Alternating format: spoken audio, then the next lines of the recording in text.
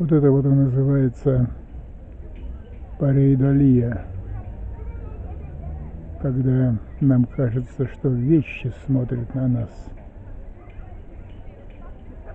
В данном случае вот этого облака, медленно проплывающего над зданием муниципальной администрации, явно такие антропоморфные черты.